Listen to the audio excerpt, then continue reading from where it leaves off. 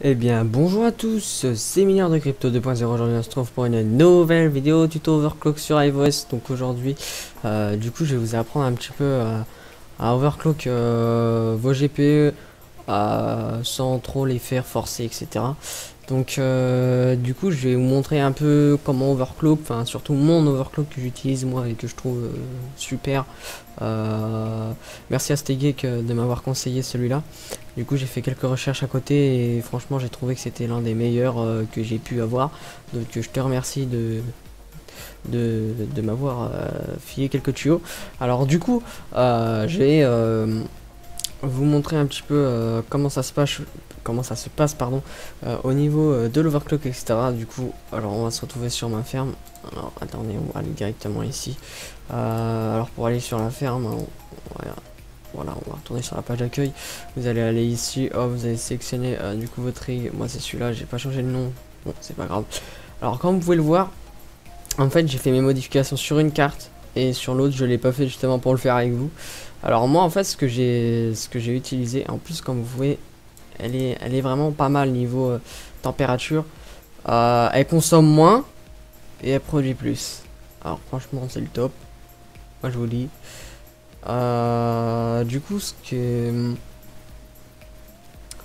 qu'on va faire c'est du coup vous montrer un petit peu quand même ce que j'ai fait. Alors du coup c'est que vous voyez ici il y a les populaires configurations, mais après moi j'ai les miennes.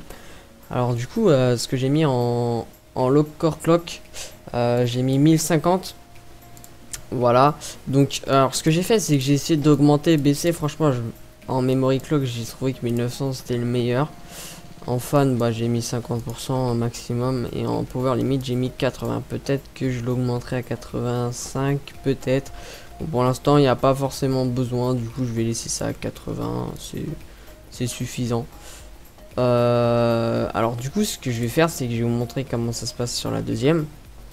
Alors du coup voilà, c'est simple, on arrive ici, c'est à 0. Donc ici par exemple vous voyez il y a les plus utilisés, c'est 930 et moins 1004, mais ça donne pas autant. Vous voyez il y a cela, voilà. Du coup le power limit je l'ai pris un peu d'ici aussi. Je me suis dit voilà, power limit c'était assez. Alors du coup moi ce que je vous conseille c'est de mettre le fan à 50%, hein, on n'a pas forcément besoin de plus, hein. Ouais, c'est largement suffisant, on est même en dessous. Du coup ce que je vous conseille c'est de mettre le fan à 50%. Le power limit je vous le conseille à 80, c'est pareil, hein.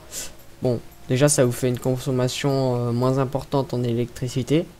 Alors je vous conseille aussi d'éteindre vos LED, ça vous permettra peut-être de consommer un petit peu, peut-être, enfin de gagner un petit peu en, en watts, etc. Alors du coup le core clock on va le mettre en 1050, hein, et le memory clock moi je vous conseille de le mettre en 1900. Alors après c'est pareil, c'est pareil qu'il y a beaucoup de modifications qu'on peut faire, mais en fait des fois on peut monter à 33 mH mais on fera des pertes, et c'est ça le problème des fois de monter trop haut. Alors moi j'ai vu des personnes qui sont montées à 2500 mais ils avaient beaucoup de pertes. Alors des fois ça vaut mieux pas viser trop haut et descendre un peu et avoir beaucoup moins de pertes. C'est ça le truc. Justement c'est pour ça que ce paramètre je le trouve vraiment super, car on aura pas du tout très peu de pertes.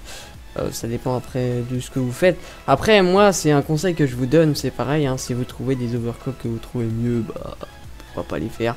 Après c'est pareil, il y en a qui peuvent se demander aussi ce qu'ils pourraient mettre en power et en fan. Ça c'est sûr, hein. Moi franchement j'ai mis à 80% le power, 50% le fan, mais après vous pouvez peut-être l'augmenter ou même le baisser. Le power limit c'est pareil, on peut le baisser à 70, 75%. Bon, normalement il ne devrait pas trop y avoir de problème, mais moi je préfère plutôt le mettre à 80%, comme ça je suis sûr. Alors après c'est pareil, hein, on peut faire les flash BIOS, etc. Mais bon, moi je vais pas m'embêter avec ça, franchement je vous dis. Je monte à 31 mH sans flash BIOS. Pourquoi s'embêter? Mais après moi je touche pas à ça, je vous dis honnêtement, j'ai pas touché à ça, donc je ferai pas de tuto là-dessus. Déjà je sais même pas si il y en a beaucoup qui font ça sur les C60 et je sais même pas si on le fait du tout clairement sur les C60. Je pense que oui, mais en tout cas moi je me suis pas renseigné là-dessus, donc je vous dis tout de suite, je pense peut-être par la suite j'en ferai, mais pour l'instant en tout cas je pense pas en faire de tutos sur Flash BIOS. Donc si jamais vous voulez un tuto dessus, bah allez voir les autres vidéos, hein, parce que franchement je n'en ferai pas pour l'instant. Peut-être par la suite, hein, je vais pas dire que j'en ferai pas, alors peut-être que j'en ferai un, mais en tout cas c'est pas dans les projets pour l'instant. Alors après c'est pareil, vous pouvez aussi beaucoup vous aider d'ici, hein, les populaires presets. Après c'est peut-être pas forcément les meilleurs, hein, faut essayer de trouver pareil à droite à gauche. Justement moi je vais vous montrer un peu les performances que ça me fait, et donc voilà. Alors c'est pareil, toutes les cartes ne sont pas à l'identique, hein. C'est pas parce que celle-ci il y a admettons 31 40 et quelques que vous allez avoir 31 40 et quelques exactement pile le même nombre.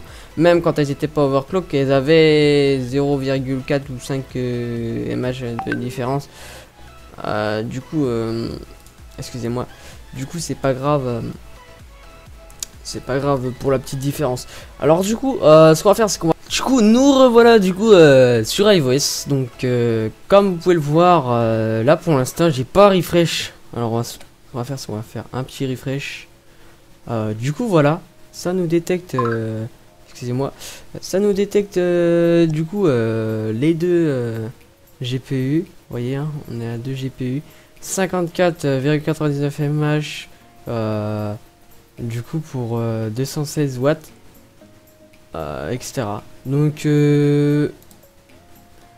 alors ouais, tout à l'heure il y a eu des erreurs parce que j'ai refait des reconfigurations. Comme je vous ai dit tout à l'heure, j'ai eu quelques petits soucis. Du coup ce qu'on va faire c'est qu'on va aller directement dessus. Du coup voilà un petit peu comment ça se passe. Voilà, elles sont à 59 degrés, bon ça va, hein, 59 degrés c'est bon, c'est mieux d'avoir un petit peu moins, mais ça va, hein, franchement c'est pas énorme. Du coup ce que je vais faire c'est que je vais essayer de les monter à 32 mH, voilà, ce serait mieux. Donc vous voyez bien qu'il a détecté qu'on est sur une BTC S37, etc. Donc voilà un petit peu, on a les deux GPU, hein, les deux C60 Super. Donc il y en a une qui fait un tout petit peu plus que l'autre, bon c'est pas grave, hein. On n'est pas à ça près. Et du coup voilà, après pour l'overclock ce sera ici, on se retrouvera. Mais du coup c'est pas la vidéo pour. Du coup voilà un petit peu, hein. Vous voyez on mine pas trop mal. On n'est pas trop mal pour l'instant. Du coup après voilà la fiche de vol, etc. Ça je vous montrerai comment on fait sur une autre vidéo. Et donc voilà un petit peu pour cette vidéo. Alors j'espère qu'elle vous aura plu, hein. Franchement c'était pas une vidéo énorme, enfin super longue, mais c'était déjà une vidéo pour vous montrer un petit peu comment ça se passait le montage d'une carte, comment ça se passe sur iOS. Forcément je ne suis pas sur Windows. Alors moi franchement je trouve que c'est peut-être même moins compliqué à configurer. En tout cas moi pour ma part c'était pas compliqué parce que la BTC S37 en général c'est plus facile. En fait on a juste à brancher la clé, après à remettre le rig ID, le password. Bon moi j'ai dû le mettre, des fois on n'a pas besoin, ça se fait tout seul. J'ai eu quelques petits problèmes de connexion internet, donc j'avoue que j'ai eu quelques petits soucis là-dessus, mais sinon ça va, hein. À la suite c'est fait plutôt facilement. La configuration de la fiche de vol, bon bah c'est fait, hein, franchement c'était pas non plus hyper compliqué. Ensuite peut-être que je ferai aussi peut-être un autre tuto où je vous montre comment retirer les ETH. Peut-être qu'on fera ça, on verra bien là-dessus. Et puis bah voilà. En tout cas sur ce, j'espère que ce petit tuto vous aura plu. Prochain tuto, ce sera je pense un tuto iOS, hein, pour refaire toute l'installation. Je pense que je vous ferai un petit tuto là-dessus. Et donc voilà. Donc sur ce, c'était Mineur de Crypto 2.0 et je vous dis à la prochaine pour de nouvelles vidéos. N'hésitez pas à vous abonner et à liker cette vidéo, ça fera toujours plaisir. Et à la prochaine pour de nouvelles vidéos. Allez, ciao les gars.